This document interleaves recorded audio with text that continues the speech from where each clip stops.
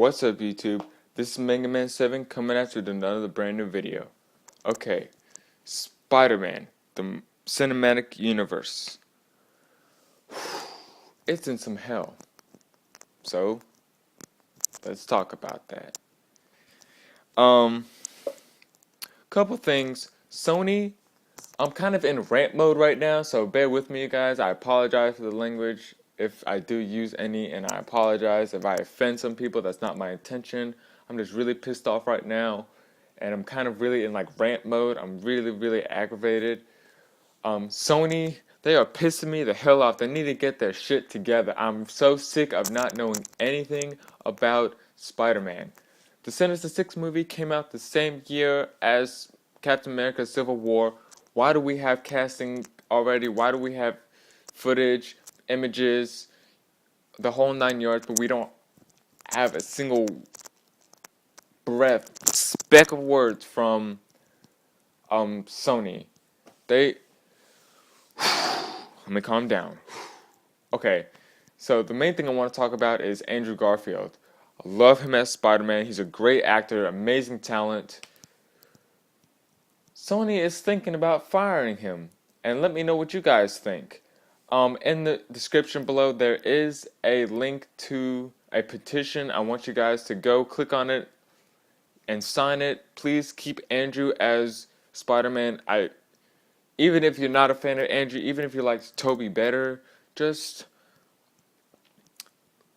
sign it anyway. I mean, the guy's only been in 2 Spider-Man movies. It's kind of fucked up to have, him being kicked out so suddenly. But here's what's going on. Sony doesn't know what the hell they're doing, and Marvel wants to help, but Sony doesn't want to give up the rights. They're like, yeah, we don't know what we're doing, but we're just gonna keep the rights to Spider-Man anyway, just because we can. Well, in January, Sony and Marvel Studios, and they're gonna have a sit-down Spidey Summit to where they discuss the future of the franchise and what the character is gonna do. So here are our 2 options. The first option is Sony keeps the rights to Spider-Man and they can just continue with their movie lineup plan. The Venom spin-off, Sinister Six, Amazing Spider-Man 3 and 4, and the all-female Spider-Man spin-off movie, which was rumored to be Aunt May, but that's BS. They're not doing that. It's either going to be Black Cat, Silver Sable, or Spider-Woman. Leaning more towards Black Cat since she is actually in the movie franchise before this movie. She was in Spider-Man 2. They made Spider-Man 2. So more than anything, it will be Black Cat. And our second option is that Sony gives the rights back to Marvel. Marvel kicks out Andrew. They scrap everything that Sony did regarding the Amazing Spider-Man, not Sam Raimi's trilogy. That's set off to the side, but they scrap everything with the Amazing Spider-Man project, cast a new actor. They're not doing an origin story. They're just going straight to the Spider-Man, and he'll cameo in Civil War, and then he'll move on to and they'll make their own trilogy off the new casted Spider-Man. My opinion, here's the best way that I think they should do this for everybody would be to, here's my third option that I believe is the best option for everybody. Let Sony at least finish off the trilogy. Scrap the Sinister Six and just call it The Amazing Spider-Man 3. Have Spider-Man go up against the Sinister Six and The Amazing Spider-Man 3. Make that a 2-parter movie if it's going to be too crowded. If you think you can fit it all into one movie like the Avengers did, because they have multiple characters in that movie, then go for it. At least let Andrew, give Andrew the respect he deserves. At least let him finish a 3rd movie so we can have a complete set. Give him that much respect, Sony. Marvel. Really. And then give the rights to Spider-Man. Spider-Man won't be in Civil War if they do it this way, but he will make a cameo in the Infinity War. And if they do it that way, then they'll actually be able to make a movie on the Secret Wars, which I'm hoping that they do. Praise God. But That's the best option. That's a win for everybody. Sony gets to keep Andrew. The Andrew fans get to see him in one more movie, make one last stand, just like Tobey Maguire did. And Marvel wins because they get to obtain the right to Spider-Man and throw him in one of their cameo movies. So that's it for my rant. Like I said earlier, in the description there is a link to a petition you can sign to keep Andrew alive. You know, alive in the Spider-Man cinematic universe, not like alive, like that was a figure of speech. So anyway, in honor of Andrew Garfield, I'm doing my top 5 favorite Spider-Man video games of all time since I was a child up till now, and I will be rating them on how much fun they were, story arc, and the gameplay. So here we go, let's get started. Alright, coming in at number 5 is Spider-Man Edge of Time.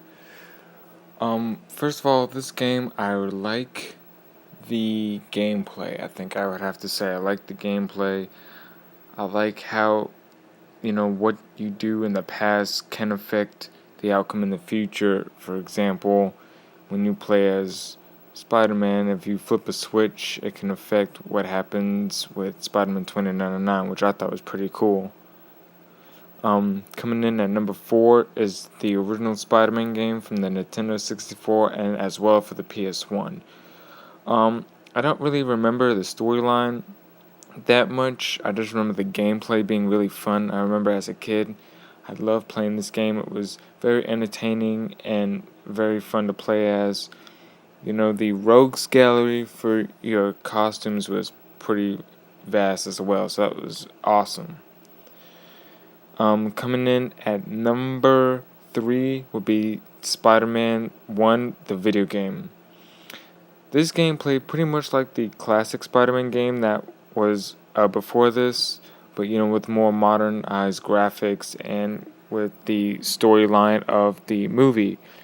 The costumes in this game by far were the best. You got to play as a whole crap load of people: Mary Jane, Shocker, Green Goblin, etc., etc. Coming in at number 2 is the Amazing Spider-Man 1, the video game.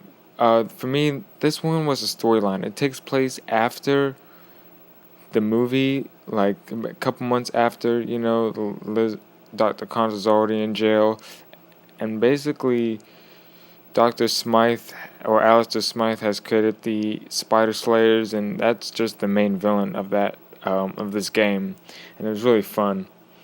And finally, coming in at number 1 would be Spider-Man Web of Shadows. For me, hands down, it's got to be the storyline. Basically, in this game, you're playing as Spider-Man. It's kind of Spider-Man's version of a zombie apocalypse, but with symbiotes, which I thought was freaking genius. Basically, it's a zombie apocalypse game, but you're using symbiotes. The city is being overrun by symbiotes. They're reproducing. They're taking over everybody, taking over the city, and you've got to stop them by switching between the red and black suit and then ultimately taking out Venom as their leader. Alright guys, that was my top 5 favorite Spider-Man games. And if you like what you see, if you want to see more, please let me know in the comments. And let me know what is your favorite Spider-Man game of all time. And please, thank you so much for watching this video. This really means a lot to me. Please like, please subscribe, and please, please, please click on the link in the description for the petition. Sign it. Keep Andrew as Spider-Man. Fantastic guy, fantastic actor. And that's really all I have to say. So I also have a link in the description for my other Spider-Man related videos. I did some Spider-Man stop motion videos. Those will also be in the description. And from there on, you can go through the list of videos to find the rest of them. I only have got one. But yeah, thank you so much for watching this video. Please like, please subscribe, please sign the petition. Click on the link. Do it. And until next time, this is Mega Man 7, and I'm signing off.